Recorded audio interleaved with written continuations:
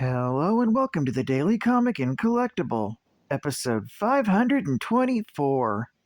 Now today, the collectible of the day is the Sqaure Enix Marvel Universe Bring Arts variant, Japanese imported Captain America action figure. The second to join the Marvel Universe Bring Arts line is Captain America, designed by the amazing character creator Tetsuya Nomura. His burly physique is complemented by the gorgeous metallic red, white, and blue costume and star-spangled motifs, adding a sense of realism to the weight of the armor.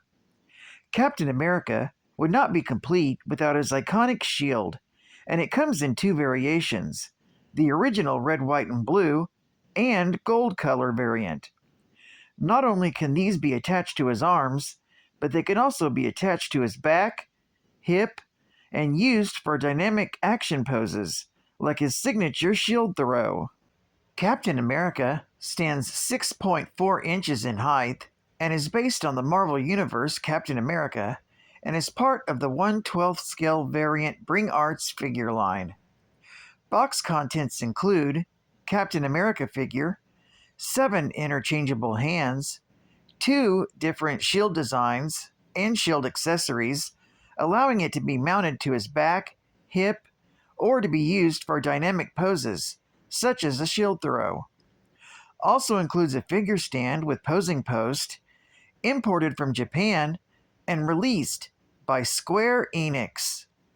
Now, the comic of the day is Captain America Aniiversay Tribute, Volume 1, Issue Number 1, with a cover date of May 2021. This issue celebrates 80 years of Captain America, with the first introduction of Captain America with an updated redrawing of the story. Today, I'm covering the first story of Captain America Comics, Issue Number 1, with story by Joe Simon and Jack Kirby, with art by John Cassaday, Marguerite Savage, David Lepham, Peach Momoko, Declan Shalvey, Per Perez, Salvador LaRocca, and Juan Cabal, with cover by Steve McNiven. This story is titled Meet Captain America. The story opens with a short prologue outlining the young men of America joining the army and the threat of the Fifth Columnists, Nazi spies hidden deep within the American forces. 2 Fifth Columnists in American uniform blow up a local munitions factory that is supplying the local army camp. Meanwhile, in Washington, D.C., 2 Army generals visit President Franklin Delano Roosevelt and inform him of the threat, noting that every command he makes is sent back to Germany, and nothing can be kept secret, even amongst his closest aides. The president asks them what they intend to do. After jokingly recommend that they send a comic book hero like the Human Torch into the army, he introduces them to J. Arthur Grover, the head of the Federal Bureau of Investigations, who has a counter-sabotage plan. The men then all change into civilian clothes and get into a car, where they're taken to an old curio shop. An old woman greets them, armed with a gun. She informs them that the formula has been found, and it will not disappoint them this time. A man, dressed in lab clothes, greets them and ushers them into the viewing gallery of a secret lab, where a frail young man is attached to a machine, and the old woman tears off her mask, revealing X-13, one of Grover's best agents. A doctor injects the young man with a liquid, and he starts to grow until he's above the normal human physique. The doctor also notes that his intelligence and strength have increased. The doctor christens him Captain America and tells him that his duty is to protect the American shores from Nazi spies and saboteurs. Suddenly, One of the army officials, secretly working for the Gestapo, pulls out a gun and shoots the doctor, Professor Reinstein. A second shot then obliterates the serum that gave Captain America his powers, meaning no more super soldiers can be created. He lets out a third shot, hitting Grover, before Cap bursts through the glass and beats him into submission. The barely conscious spy stumbles into a large electrical device, shocking him to death. Now clad in a colorful red, white, and blue uniform, Captain America embarks on his first mission of stopping Nazi plots, making him world famous as the press and public wonder, who is Captain America? Later, at the U.S. Army's Camp Leahy, the camp mascot, Bucky Barnes, shows his friend, Private Steve Rogers, a news report of Cap's latest victory, and says that he would love to meet him. That night, he walks in on Steve, changing into Captain America's uniform, preparing for more exploits. Having made this discovery, Steve says that Bucky must keep his identity secret, and asks if he would like to be his sidekick. They suit up and together run off to stop Nazi threats. This story is continued in the following issue. Geek Fact: this issue isn't, but the original story was a key issue, being the first appearance of Steve Rogers, Captain America, and the first appearance of his sidekick, Bucky Barnes.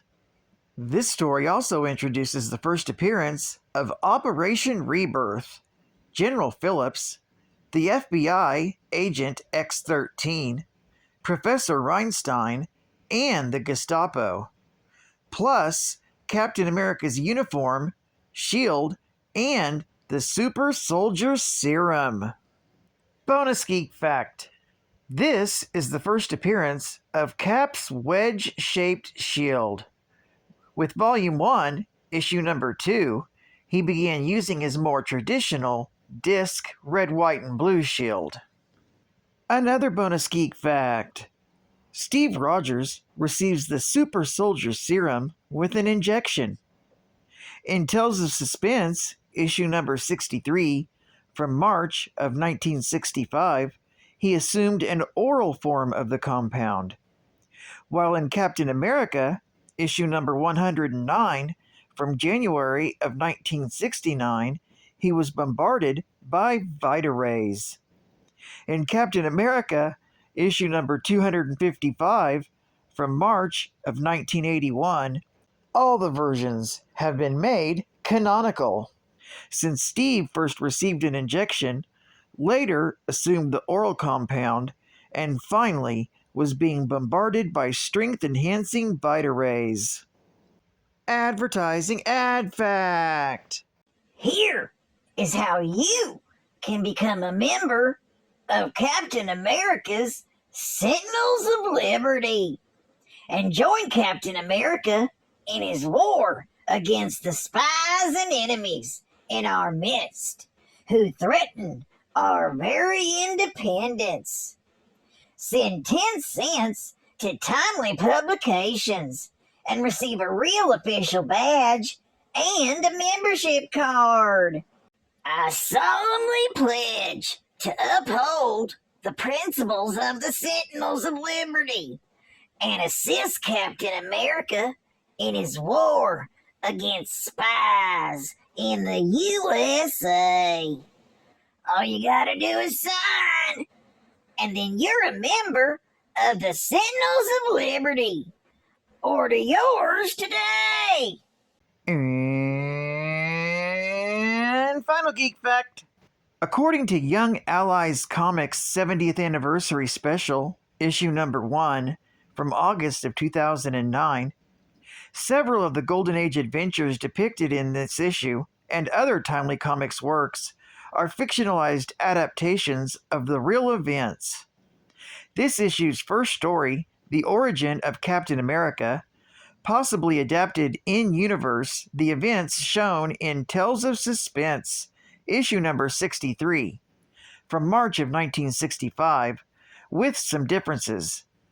From an out-of-universe perspective, the events of this issue have been retconned in later Silver Age retellings due to the presence of the Comics Code Authority, which imposed the removal of some specific features from comic books, including blood, injections, explicit deaths, and similar factors. Well, I'd like to thank you for joining me for another Daily Comic and Collectible, and I hope to see you again Wednesday. This is Catpan Comics Man, and I'll catch you on the flip. Over and out.